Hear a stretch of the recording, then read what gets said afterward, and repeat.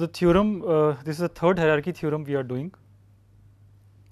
So, it says that if g is a function bigger than f, okay, asymptotically bigger, so g by f tends to 0, or sorry, f by g tends to 0, g by f tends to infinity, then the non-deterministic time Fn problems, they are smaller than those of Gn function. So, the idea is that or the problem in using just vanilla diagonalization like we have been doing before for time and space hierarchy theorems, here the problem is that negation of an NDTM output is difficult, because remember, accepting path you only need one, but when you negate it, then you have to check all the paths whether they are reject or not, right. So, that simulation you cannot again do by an NDTM, or at least it is not known how to do it. It seems to be harder than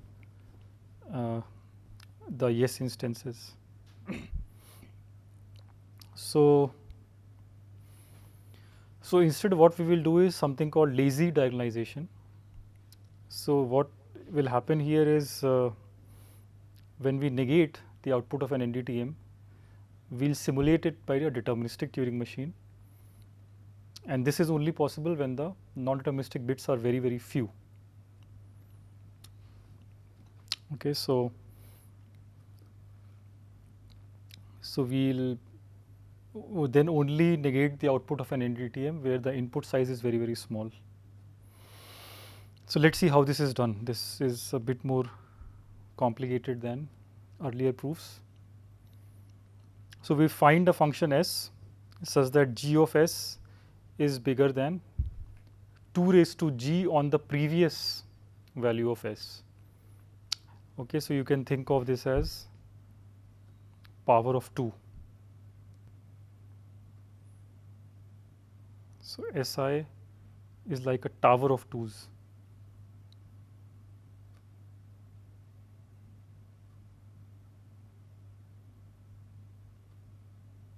Of I 2's.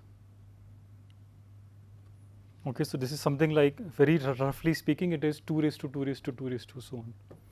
It is I 2's, tower of length I. So, use this function S to define the non-deterministic Turing machine. So, let us do that next. So, define NDTM D such that on input x,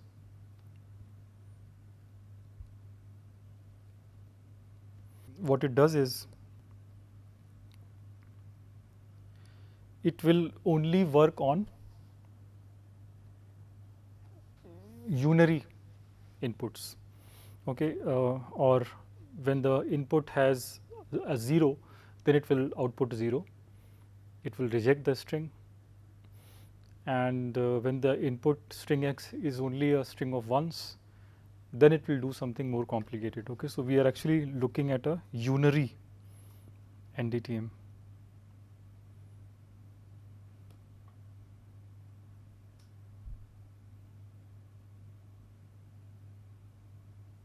So, if x is not 1 star,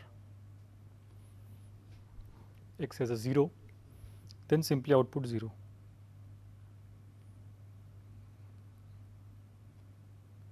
Okay, so, this is a no string.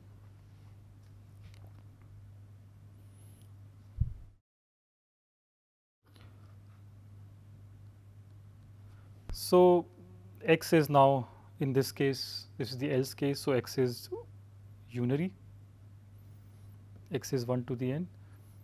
Now, let us see upper and lower bounds of n in terms of s. Okay, so, say S I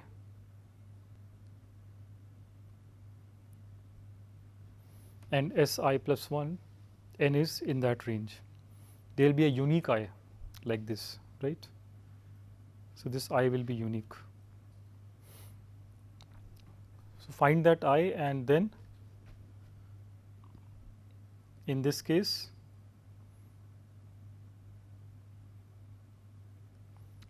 simulate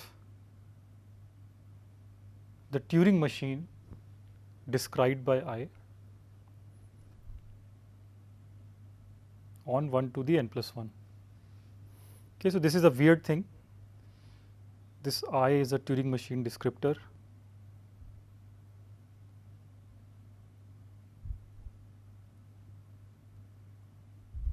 If it is not, then just output 0. That is not very important. So this I, we are assuming it to be a Turing machine descriptor, and in fact it's an NDTM descriptor, non-deterministic Turing machine descriptor.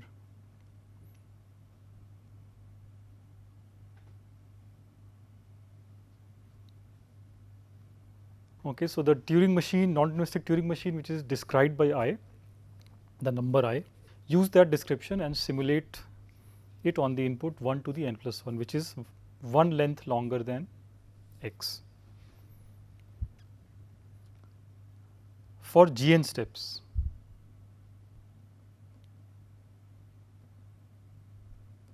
right? Why Gn steps? That should be clear, because we want kind of a diagonalization argument. So we will construct this language D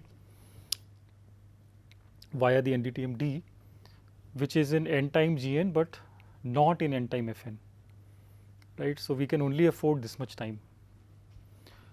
So simulate it for Gn steps, and whatever happens is your output, right? Either 1 to the n plus 1 is accepted or rejected, or the Turing machine doesn't halt, or Mi is not even a Turing machine. So in those cases you just output. And finally step 3, if x is unary and it's on one corner, okay, it's not in the interval Si to Si plus 1, but is actually equal to S of I plus 1, it's in the image of S. So when that happens, that's the only possible case left. So when this happens, this is the place where you simulate and negate. Okay, till now we haven't negated anything, but to go out of n time Fn, now we will negate. So that will be output 1 if and only if what happens, this descriptor I, NDTM Mi, on 1 raised to 1 plus Si rejects in G of 1 plus Si steps. Okay, so here we are actually simulating. Remember, 1 to the n is the input. Here we are simulating the previous one, which is Si plus 1 or 1 plus Si, and whatever is the answer, if it rejects, we say output 1. If it accepts, then we output 0. And steps that we can afford is again just G of that. We cannot afford more steps because we want to remain in n time Gn. Right, so this is the best we can do. Now, one exercise that you have to solve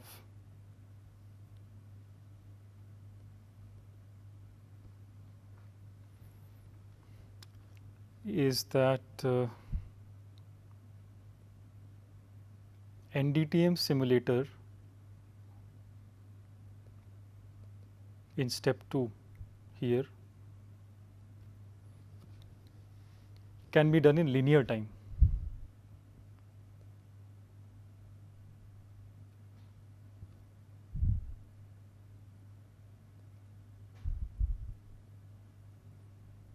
Okay, which is unlike deterministic Turing machine simulation.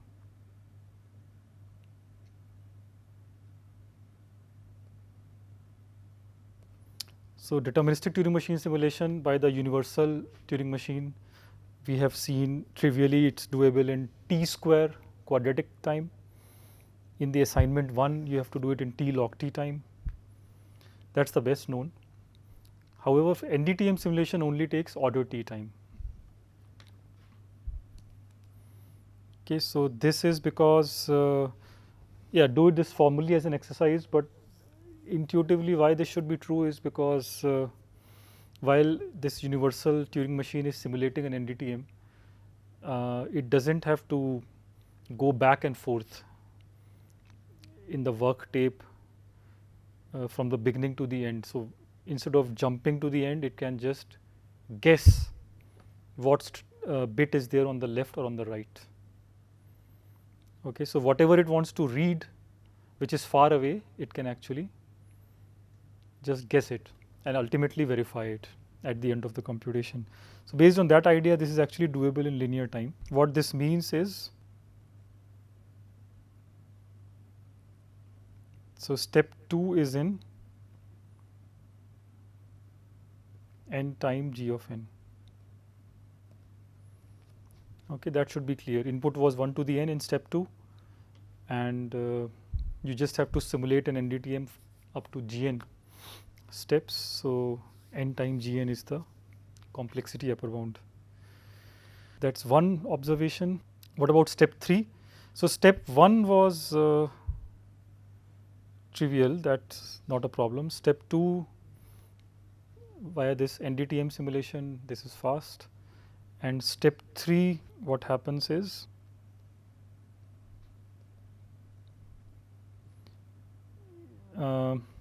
this is about rejection, right? So this you cannot simulate by an NDTM efficiently. You have to actually look at all the branches, but how many branches are there? So deterministic simulation takes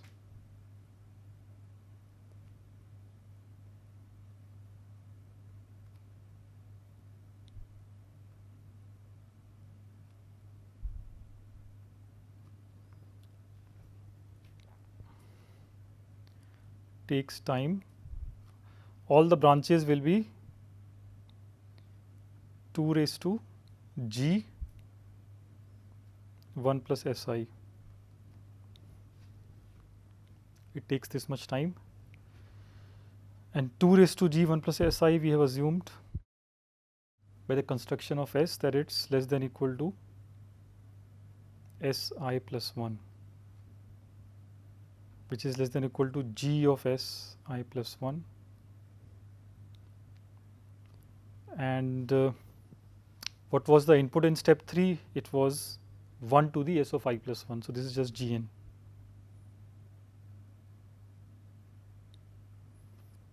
Right. So step 3 is also in n time gn. So what we have deduced is D decides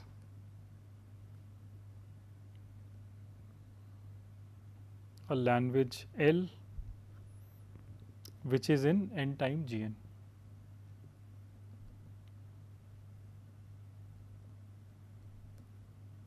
Right. So that means around half of our work is done. We have actually designed a language which is in n time g of n, and it doesn't look like it will be in n time f of n because we have this diagonalization idea hidden in step 3. Right. So let us just verify that. So suppose NDTM M decides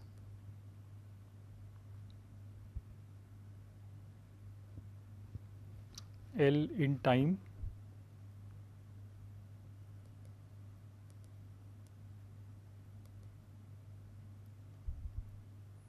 C of Fn, which is equal to small o of Gn. Right, some constant multiple of f of n, that's n time Fn. So suppose L is in n time Fn, which means that there is a NDTM M deciding L much faster, okay, in C times Fn, non-deterministic time complexity. So we want to get a contradiction using Now step 3. So we'll basically use a descriptor. This I in step 3 will use a descriptor for M, and it should be large enough so that contradiction comes. So pick a large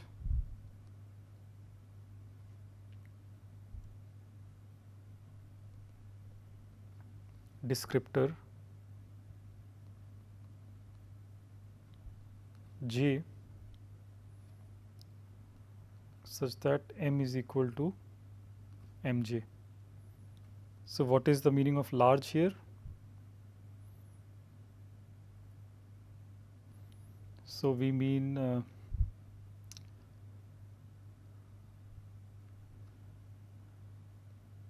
for n greater than S of j.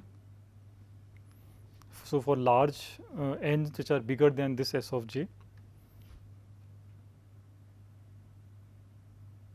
g of n should be greater than C f n plus 1. Okay, you don't have to read this right now, this will be used later, but this is the meaning of large. So descriptors, there are infinitely many descriptors, right? So you can pick a large enough descriptor j such that S of j is, once n is bigger than S of j, g should be bigger than f at that value. Okay, we will need this because we want to contradict with step 3. So in step 3, you can see that n is this S of I plus 1, and the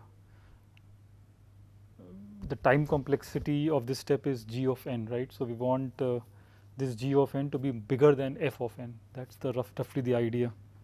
So that this step should not be possible in less than g, and certainly not in c times f steps. So with this descriptor, now let us do the run the argument. So by definition of D, step 2 gives that for all n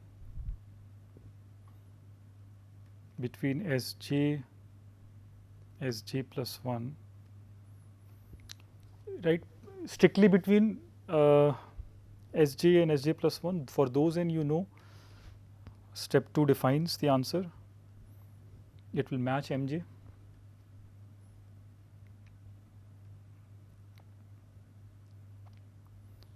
So d of 1 to the n, right, d, so that's step 2, we are working with 1 to the n.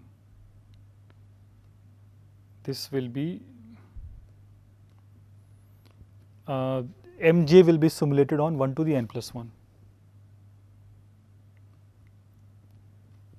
So the trick here that step 2 is doing is on input 1 to the n, it is giving kind of the next answer.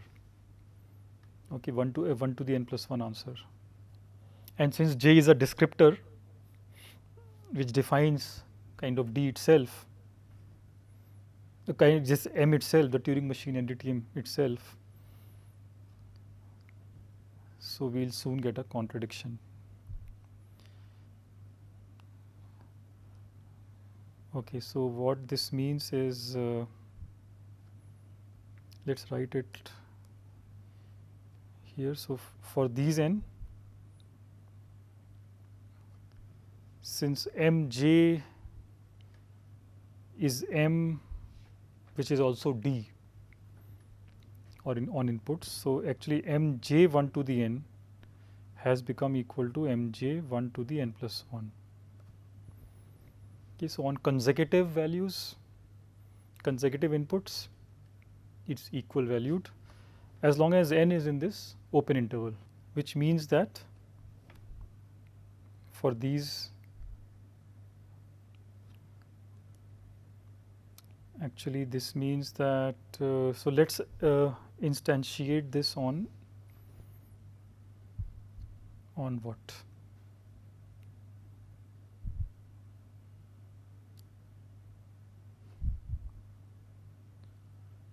So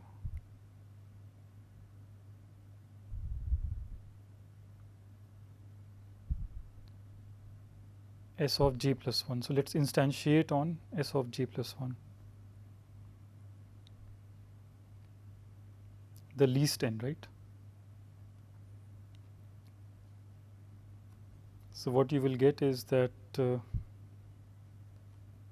mj 1 to the s of j plus 1 is equal to mj.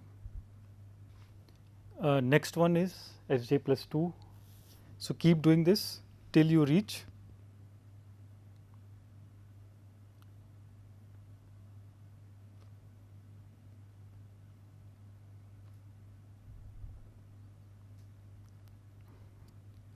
sj plus 1.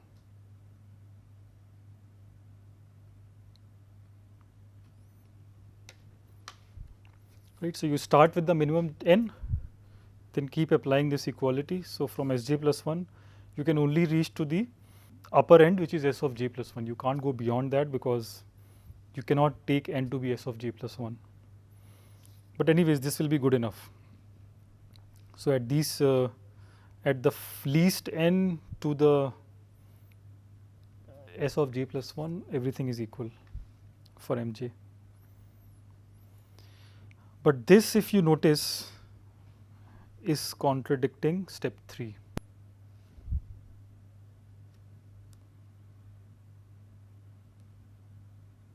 But by step 3 of D, we had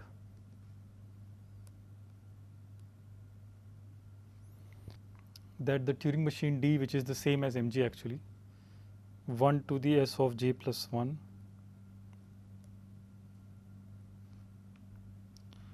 right, this was made to behave opposite of mj on 1 plus si.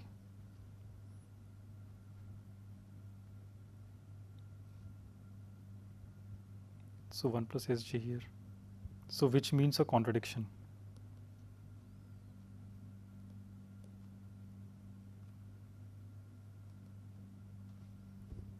Right, that's the contradiction. So step 3 and step 2, they are in contradiction. So which means that what does it mean? What had we assumed? So assumption of L being decided faster, that was wrong. Okay, L cannot be decided in time, order Fn. M cannot exist.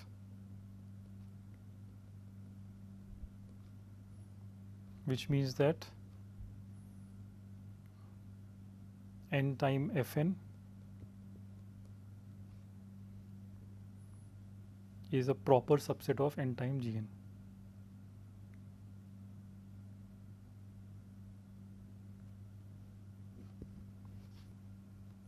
Okay, so as long as F is strictly smaller than G, the two n time classes are also strict. So note that this exercise is important, that NDTM simulation can be done faster than deterministic Turing machine simulation. Okay, that is why we are getting a stronger result here. If you compare theorem 3 with theorem 1, in theorem 1 we needed G much bigger or slightly bigger, F times log F. So here it's optimal. So that those are the hierarchy theorems, and let's continue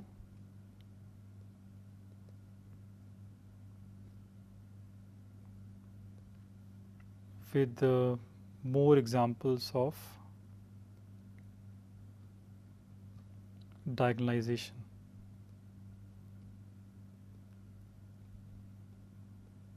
Diagonalization proofs.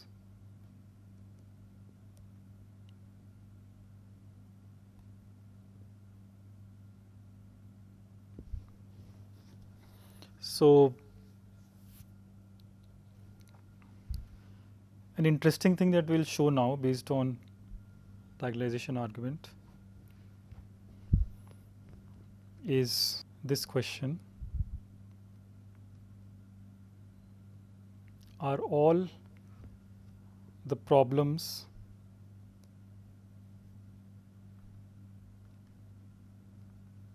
that are in NP but not in P. I mean, obviously we don't know whether P and NP are different, but suppose they are. So is it true that problems which are outside P, they are NP complete? Right? Many people think, who have not done this course, that problems that don't have fast algorithms, they are NP hard. So is that true? So are all problems in NP minus P NP complete?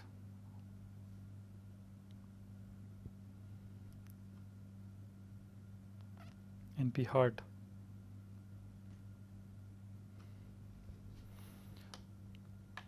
Right, this seems to be an obvious thing that they should be NP hard because they don't have polynomial time algorithm, but we'll show the opposite.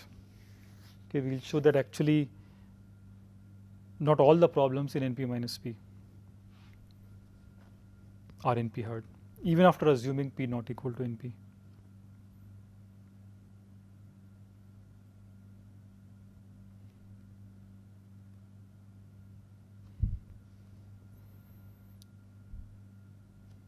So this is called Lardner's theorem.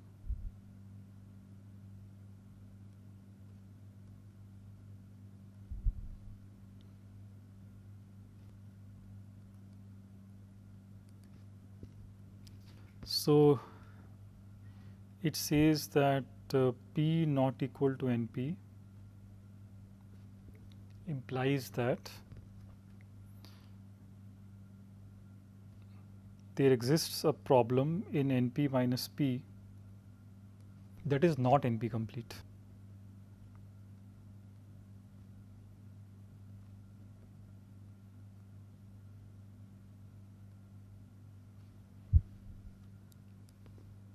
Okay, we'll show this now. It will be a brilliant example of diagonalization again. So how do you show such a thing when you don't even know whether P and NP are different or not? But suppose they are different, then you know for sure that SAT is not NP, and you know that SAT is NP complete. So in the proof, what we'll do is we'll pad SAT. So we'll apply padding on the problem of SAT, and we'll apply enough padding so that it becomes easier than NP hard. Okay. So pad SAT enough so that it's no more NP hard. Okay, so we'll use padding on satisfiability. So we'll assume P not equal to NP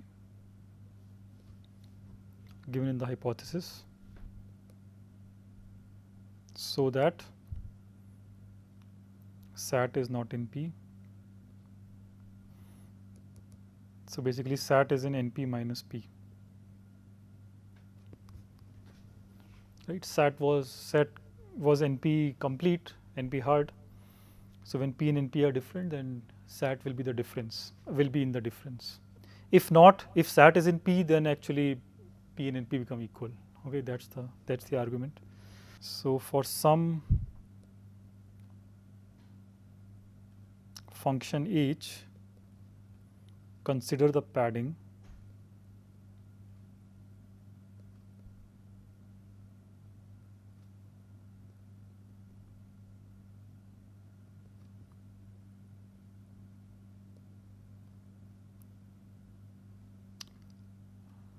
take instances of SAT and pad it with lots of ones. So phi is in SAT and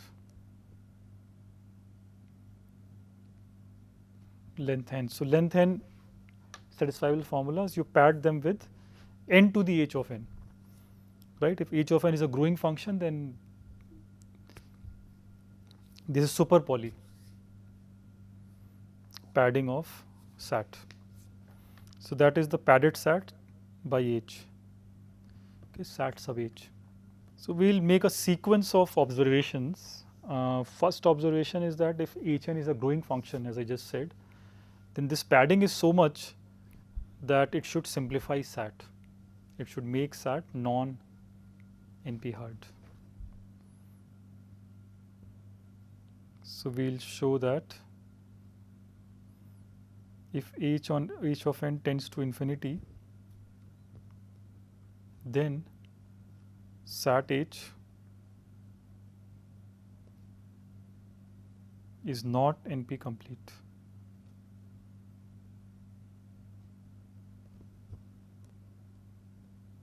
So suppose it is, then it means that SAT reduces to SAT H in deterministic polynomial time.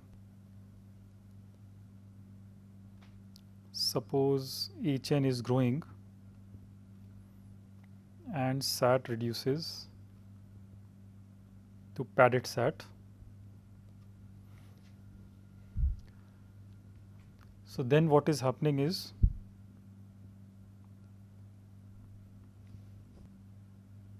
CNF psi of size n reduces to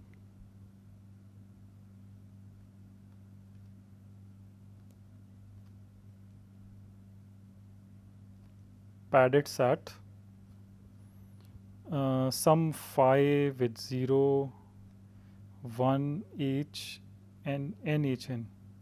In fact, I shouldn't say that, I should talk about the length of phi.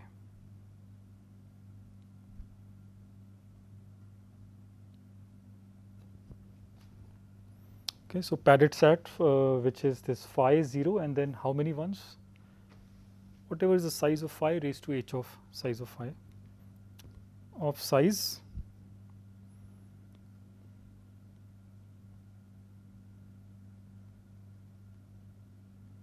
remember that it's a deterministic polytime reduction.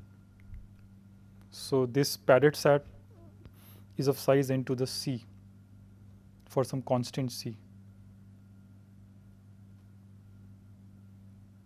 Right. So so what does this mean? So this actually means that the size of phi raised to h phi is only polynomial in n, right? Which means that the size of phi is much less than n. That's the only thing we need to deduce.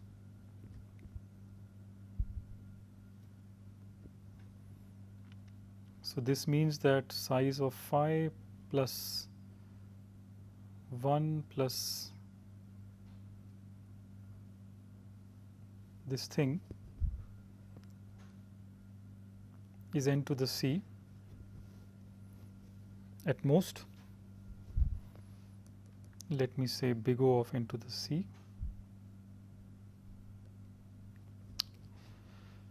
Which means that size of phi is strictly smaller than n. Okay, this is really a small o.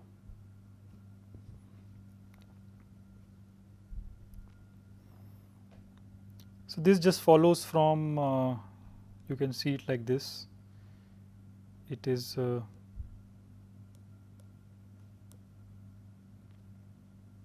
n to the c by h of phi.